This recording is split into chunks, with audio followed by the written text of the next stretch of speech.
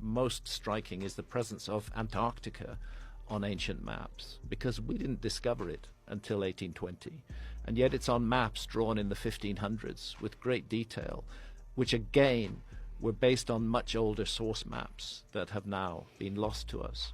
The astonishing thing is the so-called Pinkerton world map. I don't know if you can find it, Jamie.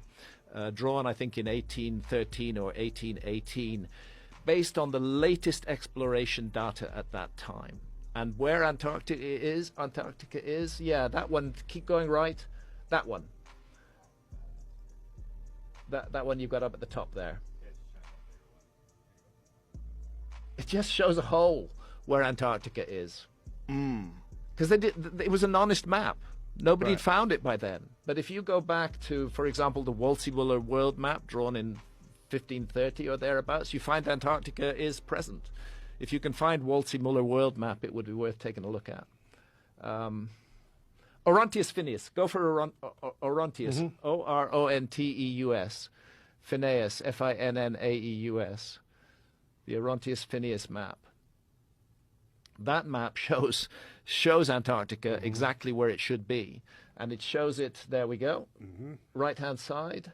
There's Antarctica at the tip of South America, just south of South Africa. And what did they call it back then? Well, they call it the Southern Land. And it's larger than it is today, but it was larger than it is today during the Ice Age. Antarctica was a much bigger. Now, what the fuck is it doing on a map drawn in the 1500s, which we know was based on older source maps when nobody knew it existed in the 1500s? To me, the obvious answer is we are dealing with the fingerprints of a lost civilization that mapped the world and that left evidence of that mapping, which ancient map makers found and used and incorporated into their maps. These maps can be very confusing because they were trying to mix exploration data from their own period with data from the older maps. But when you look at these maps in depth, they're very, very interesting.